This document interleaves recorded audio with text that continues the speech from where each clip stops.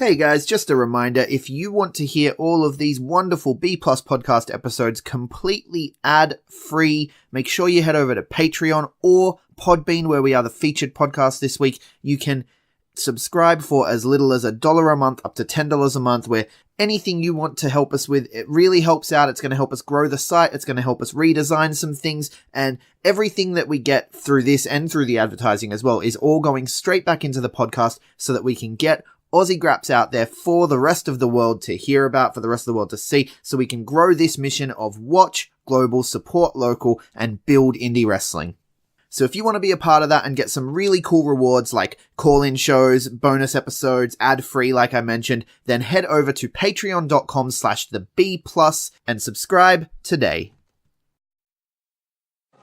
Ladies and gentlemen, this is the main event of the evening. Hold one, arm drag. You're not good at this. Get out. Let me tell you a personal story about Vince McMahon. You just made the list. Oh my God! Sorry, no speak English. Dummy. Goodbye and good night. Hold two, arm bar. It's still real to me, damn it! Dummy. This is the worst town I've ever been in. Hold three, Lamas covers, three-handle family Gradunzo. Mamma mia! And now, Unchained.media presents the B Plus Podcast with your host, Greg Unchained. It's me, Austin. It was me all along, Austin. Number 4, armbar. I will never retire. I still got 200 more. I got 200 more holes to list. All right, fellow B Plus players, welcome to the B Plus Podcast. I'm your host, Greg Unchained. Today is Sunday. You know what that means. It's All the Rest Day, but we already did that. Hopefully you already listened to it. If you didn't, just scroll back a little while and you'll find it. We are here to talk NXT UK Takeover Blackpool. Got it right. We're here to talk that one that just finished. It's very early in the morning here, and I am joined from across the pond by our good friend Aqeel the Heel. How are you, Aqeel? I'm so tired. That main event has tired me out completely. And not in a good way. Because it was so good, right? And you got so on the edge of your seat, and now you're just exhausted, and you need a cigarette, and it was like the best sex you ever had. That kind of tired. No? Yeah, let's say that. I think we're going to disagree at certain points on this show, but let's take it from the top now. It started at 5:30 in the morning for me, right? So I slept through my alarm, which I set at 5, and then 5:15, and then 5:30, and I stumbled out into the living room at 5:40, and so I missed the first say 20 minutes or so of the opening tag, so a good portion of it. But I rewatched, like, during the hype videos, I would on the iPad be watching the first part that I'd missed. So that's the cool thing about WWE Network, is you can do things like that. When you're watching live, you can catch up on what you missed.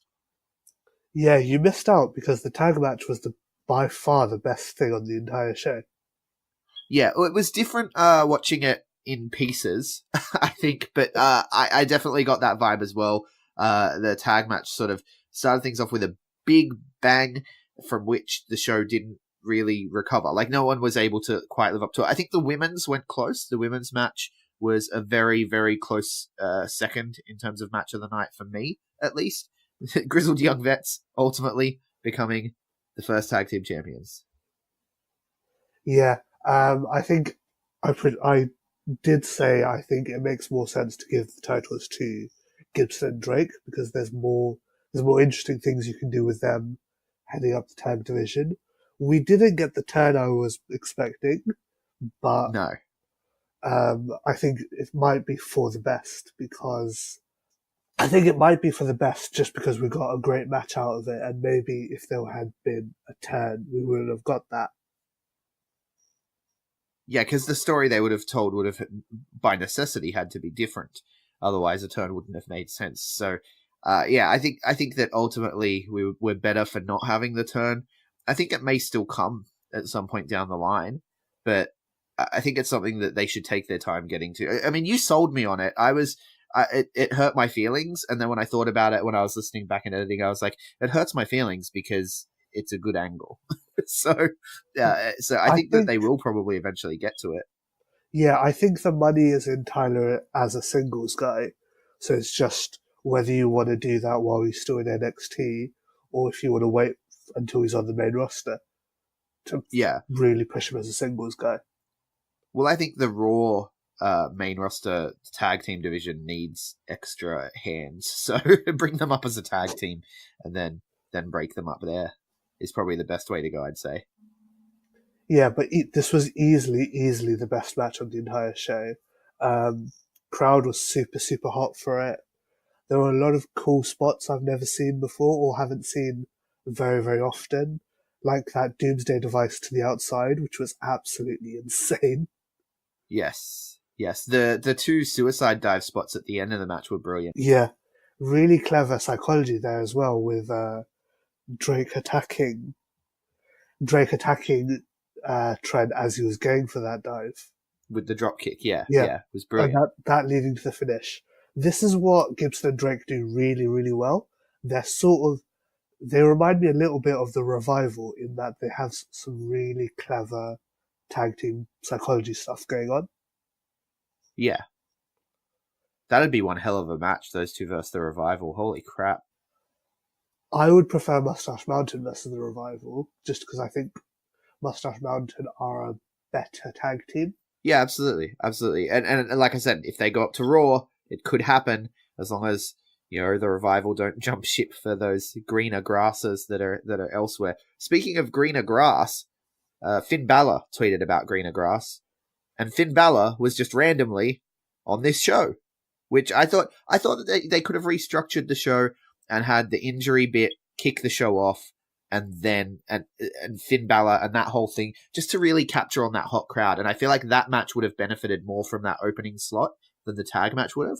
I think the tag match was going to be exciting and going to get everyone super amped up anyway. And then you could have had a bit of a hotter, like the crowd would have been hotter for the Jordan Devlin versus Finn Balor thing if it was first. Does that make sense? I disagree. I think you open with the tag match, you get the really hot match to open with, get the crowd excited, and then you don't do the Finn Balor match second. Maybe you do that third or fourth. Right. Just to re-energize the crowd. Because I think what ended up happening is you had that really hot tag match in the beginning, and then you had this really big surprise with Finn Balor, and the crowd never really recovered after that. Yeah, the crowd got exhausted just from popping for his music. Yeah, they peaked at match 2 and that could never come back from it. Yeah, so ultimately what happens is Banks has a leg injury. Don't know if it's shoot or work or what have you, but that's the angle they've gone with. He has a leg injury, and He's not hurt. he was unable to compete. He's not hurt for shoot? He's not hurt for shoot, no. Okay. It's just that's good to know. It's just an idea they had for an angle. And because Finn was over here anyway for the opening of the UK PC. Makes perfect sense. And then, it became painfully obvious what was happening when Jordan Devlin's standing in the ring being like, I'm the greatest Irish superstar of all time. Like, why'd you have to throw Irish in there, If you had said European, then people might have thought, ooh, is Walter going to debut here? But no, it was very clear Finn Balor's going to come out. And then, of course, out comes Finn Balor and teacher versus student. I really think Jordan Devlin needed a win here, though, because I wanted to heat him up towards Pete Dunne. But it looks like they're going a different way, obviously, and they're sort of rushing the Volta thing, which we'll get to. But, so Finn Balor picking up a win over his former student. Yeah, I do agree. I think Devlin needed a win here, but I think it was a difficult situation because obviously Finn Balor is main roster, and it seems like he's getting a bit of a push on the main roster, so maybe you don't want him to lose either. It's a weird Yeah. situation where it's difficult to say for sure who should be losing. And I think Devlin is good enough on the mic that he can get his heat back and it not hurt him too much. Yeah, I can see that. I feel like the match didn't live up to the promise of the big pop at the beginning and the big surprise, and then the match sort of petered out a little for me. Like it was a good match, solid 3 stars, but I wouldn't really go too much higher than that. Yeah, I went 3.5, but I agree with you. It did feel like, I don't know if it felt like they were saving something for further down the line, or if it was just a case of Finn is tired, he's just got off a plane or whatever. Yeah, has Finn Balor lost it? That's the question I'm asking, man. Like he used to be, when I caught him on the tail end of his New Japan run when I first started getting into New Japan, and then of course when he was over in NXT and everything, he was very exciting, and now he's just there. I think what it is, he seems very much just happy to be there. He's gotten a bit complacent, I think, but also I think he's unfortunate in that he works best as a heel, but he's a prototypical babyface in his looks. Yeah. So it's difficult to. They don't want to push him as a heel because he looks like the perfect babyface. But Right. he's the best work of his career has been as a heel. Yeah, well, sometimes the people who look like the best baby faces should work heel, Yeah, right? yeah. Because subversion is kind of the key to a lot of this stuff, which, if he looks like one thing but is completely the opposite and just subvert that. I don't know. To me, I feel like that's the common sense way to go with it. But yeah, I really feel like he's lost something, and I hope he gets it back because I love Finn Balor. And the last year and a half have really disappointed me, unfortunately. Like I've been like, I want to get into you, man, but it's just not happening. He looked more energized in this match than he has in quite a while. And that Yeah, might just be yeah. because he helped train Jordan. He and Jordan have quite a long history. So he was excited to get to wrestle Jordan because they've only had 1 or 2 matches against each other, like proper matches. Yeah.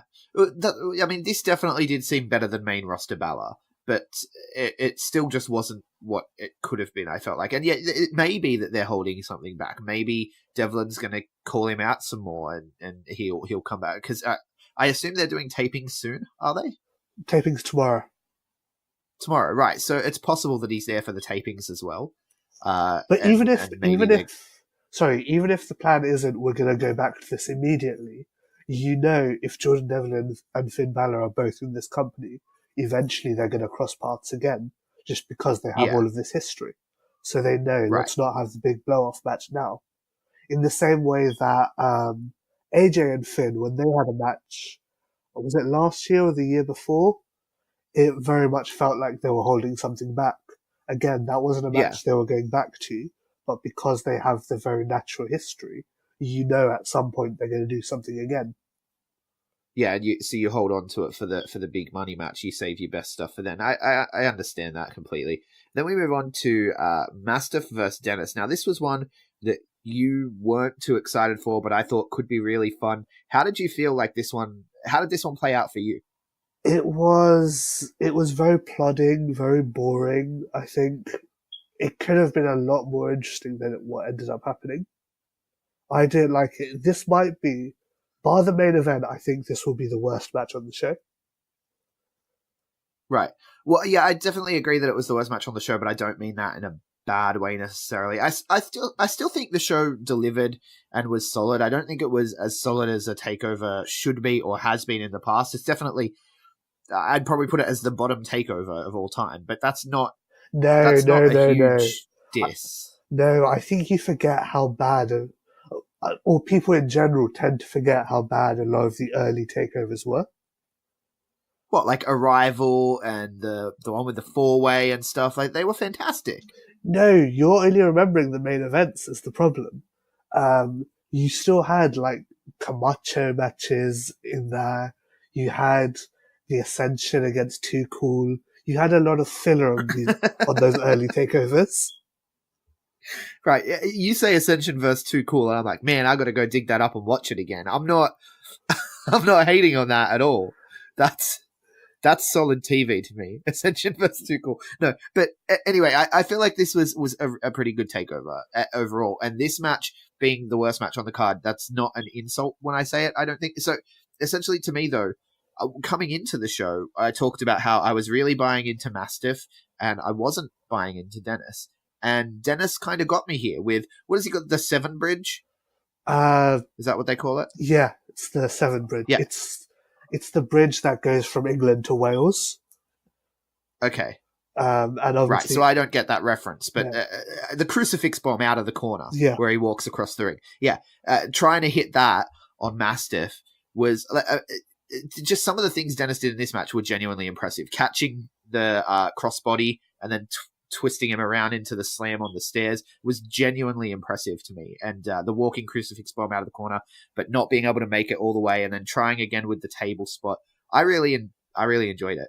Yes. Eddie is normally quite good at these sort of plunder matches. I think it was a fine match overall. It was just, I don't know, it felt a bit too long relative to what they actually did. I feel like this is where the crowd started to sort of go into business for themselves as well.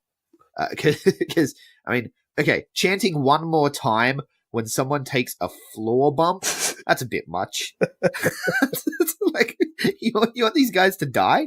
What is going on? Yeah, that's Brit Rest crowds for you. What can I say? And they also, at one point, were chanting British wrestling, which, I mean, come on, this is wrestling is a fine chant, but British wrestling, come on, you're just putting yourself over at this point.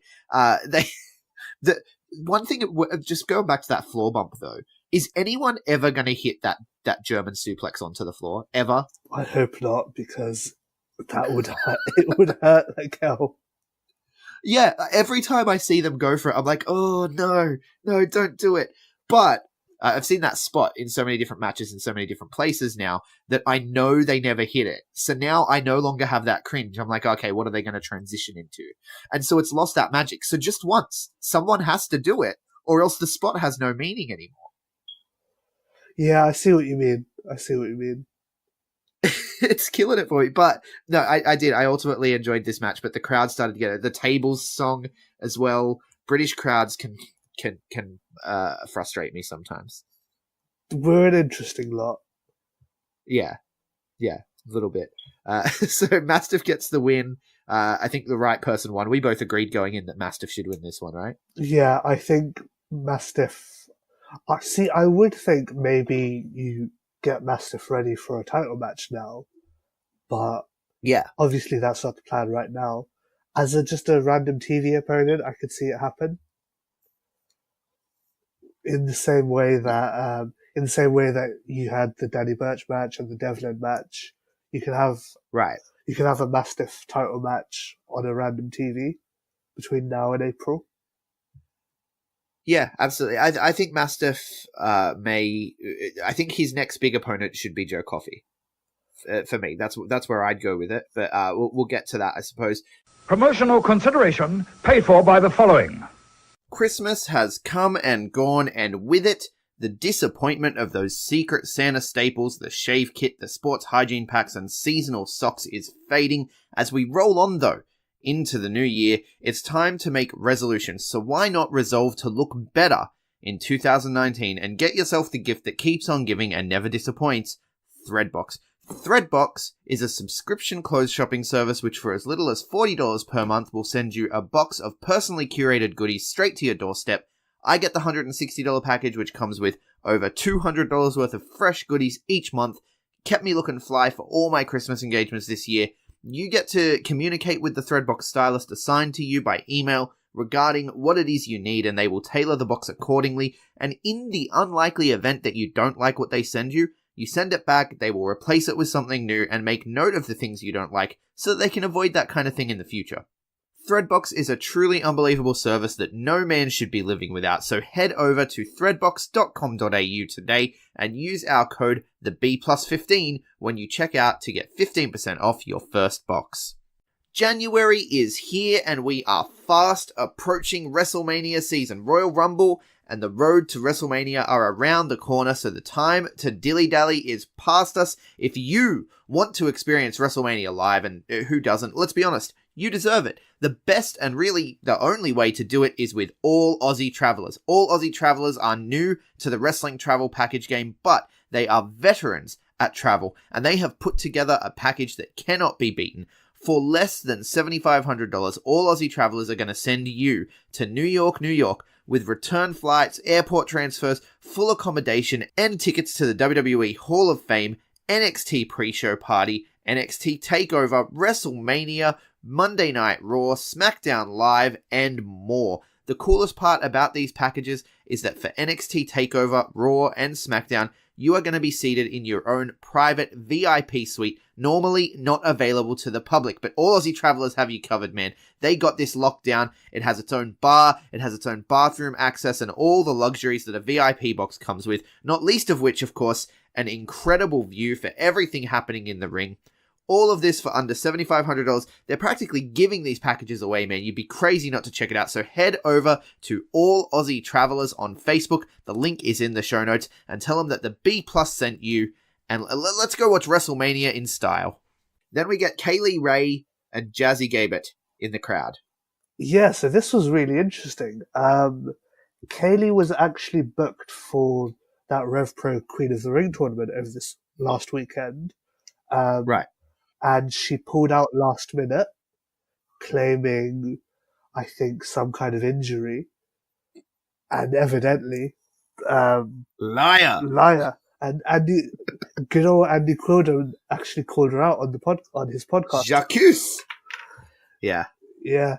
But it's not the biggest shock in the world that Kaylee Ray signed. No. She's great. Jazzy got stupidly over at the first Mae Young Classic. Yes. I'm surprised because she had some neck issues, so I'm surprised her health. She passed the medicals and everything, but good for her. I think with All Elite Wrestling throwing contracts around, I think WWE might ease up a little on some of those. Like, we've always looked at this person but never signed them because of nagging injuries. I think some of those people are going to get contract offers anyway now. Yeah. Is where I'm sitting with it. Like, they're like, okay, like we just have to sign these people because Jazzy's so great, she was going to end up somewhere. Yeah, I mean, she only recently came back from her injury, so I assume she is doing well now. Yeah, and it's that's not good to hear. and it's not a case of they've just ignored her neck issues. It's more a case of we know she seems like she's doing well now, so we're happy to move forward. Yeah, absolutely. Kaylee Ray I wasn't surprised about, but to see the alpha female there, that actually I was surprised because I hadn't heard anything about her getting offers or anything. I mean, I know she'd worked with them in the past, but I didn't know she was on their radar currently. And then to have her sitting there, that popped me. I was quite happy about that. And then we get the women's match, which is my second match of the night. I really enjoyed this match. Toni Storm ultimately picking up the win over Rhea Ripley. Yeah, this was really, really good. Like I said, Rhea is just so good at what she does. She brought so much aggression to this match, which I really, really enjoyed. Yeah, there's an intensity about her. Yeah, exactly. Intensity is the word. I think her and Toni have very, very good chemistry. And I think I would have preferred to keep the title on Rhea because I think there's a lot still to do with her. But clearly, you've signed Kaylee, you've signed Alpha Female, you're building quite a strong women's division now. So to add Toni to that, to put Toni as the champion, is a good move to really solidify and build the division around her. Yeah, I do worry a little though. So I'm the same. I felt like Rhea was the better choice to keep the title on Rhea because a strong heel champion, there's money in the face chase, right? And having a strong heel champion helps out. And Rhea is doing a fantastic job in that role. And I just think that cutting the legs out of that too early is not necessarily going to be good for the long term, because who does Toni Storm have as the challenger? Yeah, she'll have some great matches, but it's mostly going to be great matches for great matches' sake, and there's not going to be there's no strong heels to step up and challenge, Ginny? right? How about Ginny? Yeah, I suppose, but that's probably the only one I can think of. I mean, unless they're gonna, I still feel like even with Kaylee Ray and Jazzy coming in and stuff, I don't think they're gonna be heels, at least not to start with. So I don't know. I'm a little cautious here, but I do think Toni Storm's gonna have great output in terms of match quality for the brand, which is great. And maybe they don't have. Maybe they look at Rhea and think, oh, she's got great chemistry with Toni, and she puts on great matches with Toni, and that's a great starter there. But maybe she's not there yet in terms of carrying the division. But I would disagree. So I don't know. I'm curious to see how it goes. But I would have kept it with Rhea personally. Yeah, I can't complain too much about Toni Storm winning the title because she is great as well. But of course, yeah. But I agree with everything you said. I think there was more interest with keeping the title on Rhea for now. Yeah. Especially in the UK as well. Like if you're looking at for the BritRes fans that we talk about whether they're the hardcore audience or not, whether they're the target audience or not. But either way, the BritRes fans that go to lots of shows, they're less familiar with Rhea, right? So she's a fresher face for them than Toni is. Yeah, that's very true.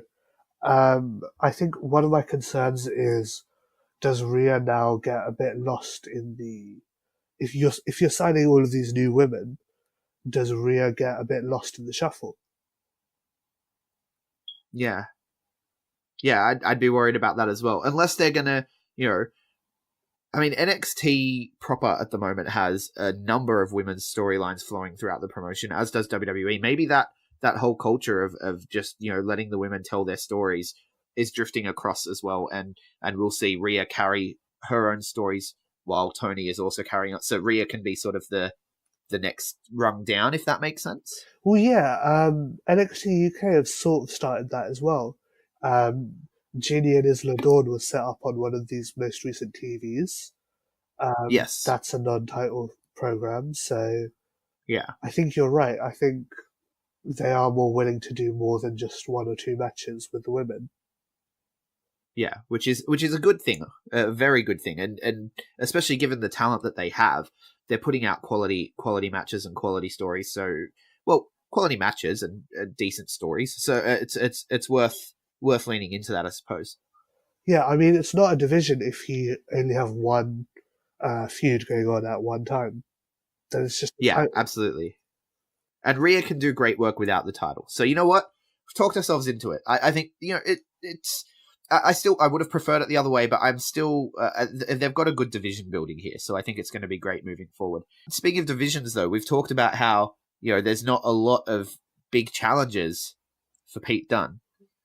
I feel like this main event. So I know you don't like it. We've touched on this briefly. You're not a fan of the main event. I felt like the main event really put some shine on Joe Coffey, and it made him a more legitimate contender, even though he's lost now to Pete Dunne, and I don't think he comes back against Pete Dunne. I think he slides down the card a little. He's a good next stumbling block for Mastiff now, whereas previously I would have thought Pete Dunne's going to destroy this kid, and then Mastiff would have destroyed this kid too.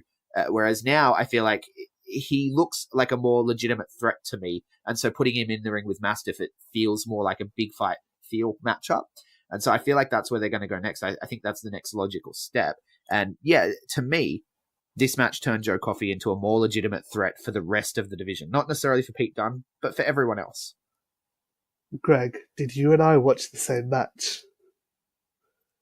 I assume so. I did. Full disclosure, I got distracted in this match because whilst tweeting about how good the previous match was, I came across some tweets about people being worried about a possible NXT Australia because Triple H had some comments on his current press tour in the UK about Australia being a place that they want to open one as well, and so I was getting into a back and forth about how it would be good for us here, not bad, and that distracted me a little from the match, but I was still watching, and I very much enjoyed it. See, I think this completely exposed Joe Coffey as someone that shouldn't be in main event roles or major roles.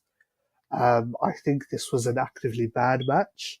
I'd go as far as to say this is the worst major Pete Dunne match since he's been a part of WWE, even including the random Enzo Amore match he had on 205 Live a couple of years ago. This was just Digging deep. Yeah, this was just absolute garbage. I'm sorry. Joe Coffey just looked completely lost.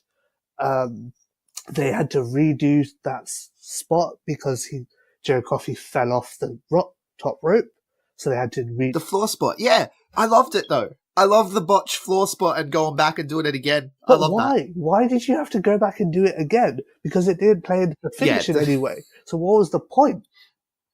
No, the going back and doing it again was a bit much. They could have just played it off like, okay, what happened, and then we continue the match. But finding their way back to that spot, that was a little awkward. Especially That because, was a little, but sorry, you got to put that on Pete Dunne too, because I feel like Pete Dunne's probably the one calling the shots more so than Joe Coffey in that situation. yeah, and I think I'm not letting Pete Dunne off the hook on this either. I'm saying this is the worst match he's had as well. Yeah, of course. He's fucked up. This shows he might not be someone to carry people a lot worse than him to a great match. Of course, because why would he be like, yeah, let's go back and do this spot again and then end the match a minute later? And he's smart enough to know, let's not do a half an hour long match with bloody nerve holes and all this bollocks. Like it's the fucking night. No, see, I enjoyed that. And going back to the finger spot being the spot that ended the match, I really enjoyed that. That I'm fine. Because it's like, we're going to try these other things, and it's not working, and so I'm going to keep going back to go back to the basics, go back to the thing that I know better than anything else, manipulate those limbs, and get the win. And that's what he did, and I really enjoyed that story. I think... See, I am fine with the finish of the breaking the fingers for a submission, but I think this match fundamentally misunderstood what made British wrestling boom in these last couple of years. It's really high athleticism, really great high spots, which none of this match had. There was a lot of awkwardness between Joe Coffey and Pete Dunne. There was a lot of hesitation from Joe Coffey. Even though these guys have had matches before, but for whatever reason, it seemed like Coffey was out of position for like every other spot. This was a total and utter train wreck. And I think the biggest issue for me is that it went so damn long. It was like It did feel a little long. It was like a half an hour long match. These guys were trying to do a fucking New Japan main event. And even New Japan main events, it was longer than that. Yeah, and even it was longer than that, I think, because I remember my daughter asking me if she could watch Mickey Mouse Club, and I was like, maybe after this match, and she's like, how long is it going to take? Half hour? And I said, no, probably not. And then I remember about 40 minutes later being like, oh, the show's just finishing. Oh, whoops. And I felt really bad because I said it wouldn't be that long, and it was. Yeah, I think it was longer than half hour. I think that's another indictment on this match being bad, in that it stopped your kid getting to watch Mickey Mouse Club. This match is child abuse, is what it is. She very much enjoyed the Pete Dunne moonsault, though. Okay, she popped for that. According to Wikipedia, it was a 30-minute, 46-second match. If you include, but I'm including the post match. Exactly. Yeah, so. But no, this was an absolute disaster. I hated this so much. I definitely think it was on the lower end of the spectrum when it comes to Pete Dunne matches. I still think, like I said, and I don't think it made Joe Coffey a main event player, which is probably what they were looking for.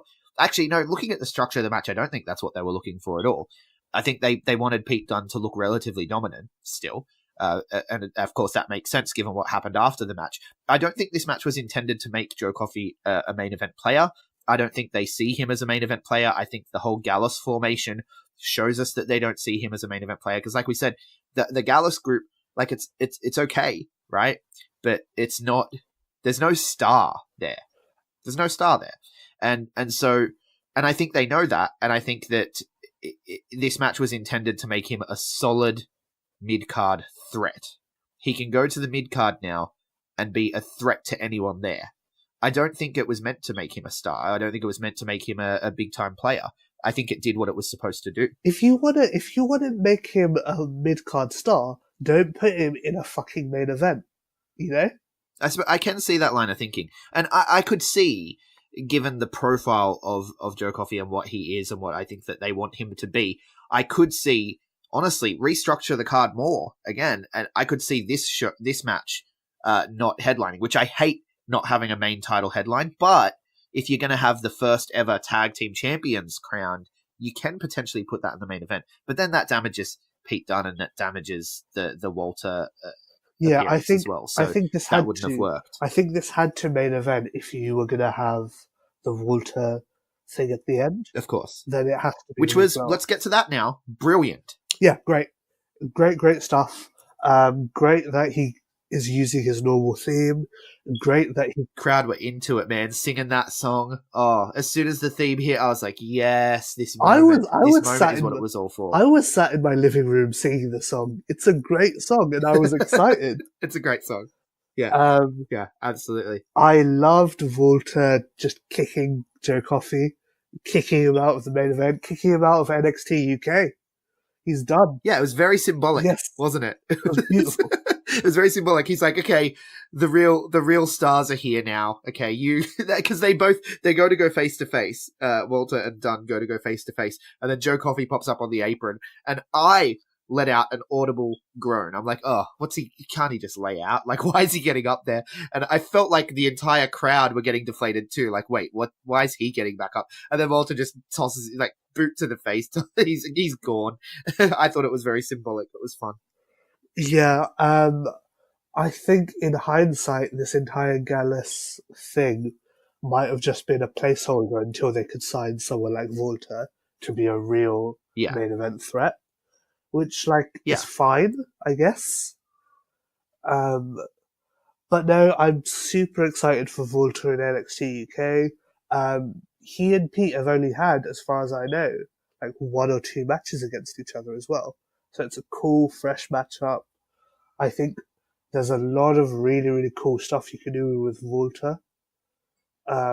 Even besides the Pete Dunne match, you've got his old tag team partner Marcel Barthel around. Yes. You've got there's a dozen other matches. You can do Jordan Devlin again. They have an incredible history. There's a lot of exciting stuff you can do with Walter in NXT. And I think he's the kind of big main event star that they were missing. Yeah. Yeah, absolutely. And he can be instrumental in making guys like Devlin and what have you step up. Because the matches that I've seen of Walter and Devlin have been the matches that really sold me on Devlin too, right? Yeah. So, like, Walter is a star maker. As well as being a star himself, he is a star maker more than anyone in Europe, I'd say. Yeah, I think that's his greatest talent, is not just that he himself is a star and can have all these great matches, but he brings something out of everyone. And everyone comes out of a match with Walter or a feud with Walter better than when they came in. Yeah. Yeah, absolutely. I mean, who's the guy in WXW, right, with Ring Camp? There's the young boy that they have. Oh, Viet Muller? Yeah, and I've always been like, there's the young boy, right? Every time I've seen it. Like, I've only seen bits and pieces, but I'm getting more into WXW. And I've always just been like, that guy. But when on the most recent road to Back to the Roots, and Volta sort of tapped him on the chest and was like, hey, you've been doing real good lately. You and me team up on the next show. Yeah, and I was like, oh, I'm excited to watch this guy. Like, it's like Volta has that. Like, he can make anyone exciting. So I'm very keen for Volta in NXT UK. Yeah, it'll be a good stuff. I don't know, to be honest with you, I don't know how much NXT UK I'm gonna watch going forward. It depends a lot. Yeah. It depends a lot on what I see from these tapings. because even though I enjoyed a lot of this show, I think this takeover wasn't on the level of a lot of the proper NXT takeovers we've had in the last couple of years. And Yeah.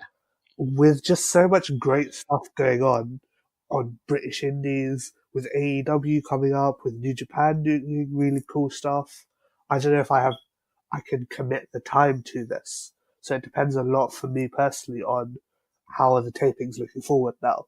Because unless it's looking really, really great and top tier, I just don't have the time for it anymore. That's what. Yeah, definitely.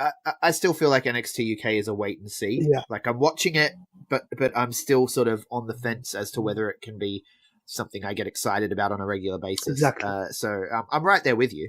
Exactly. I think in 2019 you can't be good anymore. You have to be great. Because there's just so much stuff taking up people's time in wrestling right now. So much. Yes.